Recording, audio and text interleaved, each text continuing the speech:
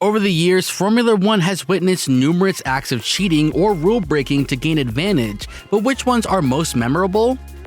These are the top F1 cheating moments you will enjoy today.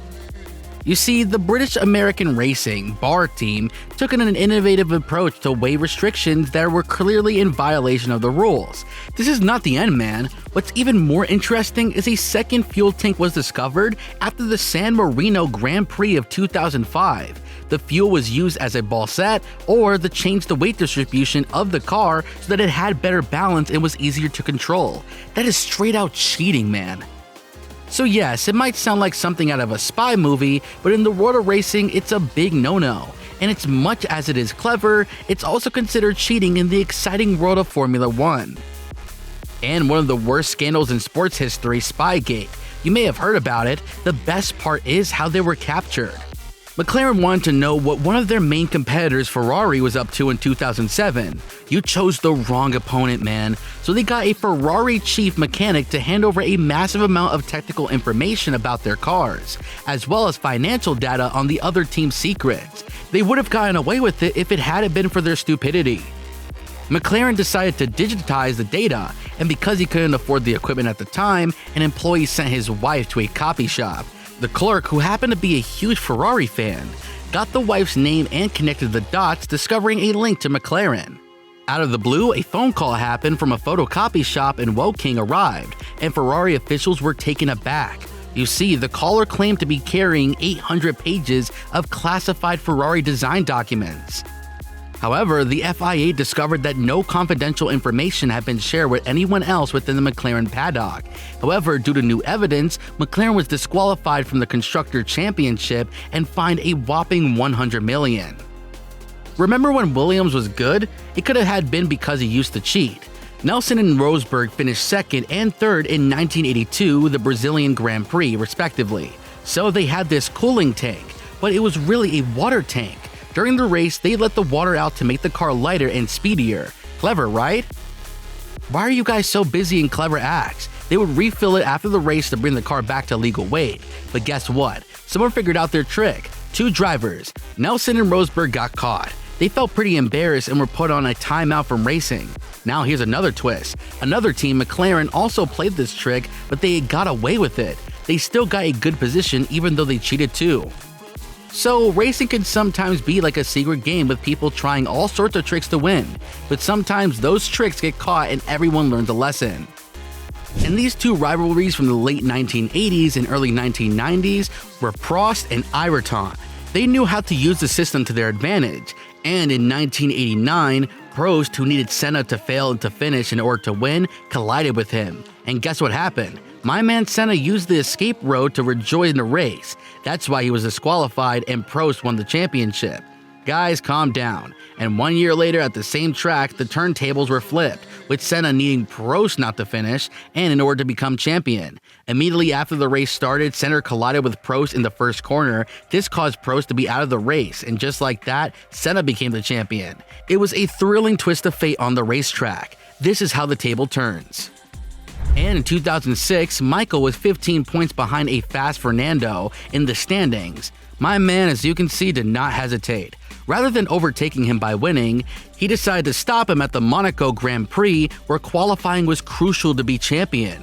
That was the dumbest thing to do, man. Get your senses right. Michael purposely stopped his car in the La Rosca seat corner, slowing down the field, including Alonso, and causing him qualifying time to be thrown off.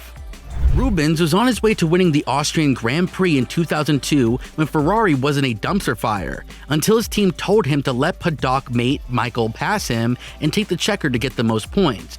He must have been a true team player because he did something that I would have done as well. Then, to an awkward chorus of boos from the audience, Michael took the podium. But guess what? The story doesn't end there. Ferrari, the team that paddock that Michael drove for, got in trouble. They had to pay a whopping $1 million as a punishment for what happened, and you know what else? The racing bosses decided from now on, teams wouldn't be allowed to give orders like that in races.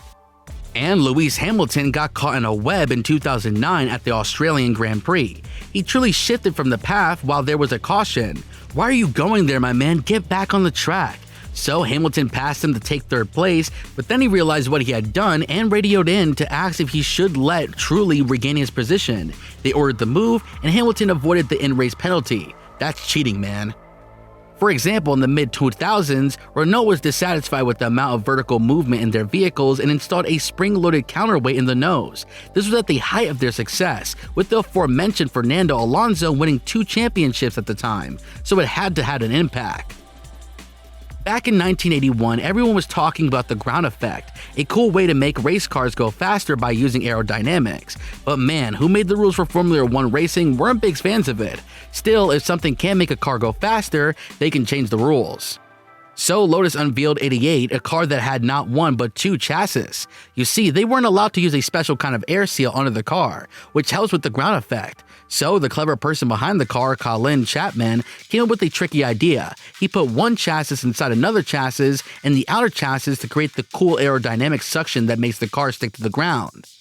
But guess what? The people in charge said no to this idea. They didn't let it race because they thought it was bending the rules too much. Even though it was a clever plan, it didn't get the green light to compete. Back in 2003, something interesting happened in the world of Formula 1 racing. And you see, teams using Michelin tires had an advantage in 2003. Even though they spectated before the race as usual, the Michelins would have widened throughout the day like Dancia Patrick, Stockton Ryan. Wider tires would provide more grip for the competitor. Bridgestone discovered this and alerted their competitors, forcing them to revise their composition before the Italian Grand Prix that year. Michelin has, of course, been involved in other Formula 1 mishaps, and this wasn't the only time that Michelin had some ups and downs in Formula 1. They've had other few interesting movements too. Just like any exciting story, there are twists and turns in the world of racing.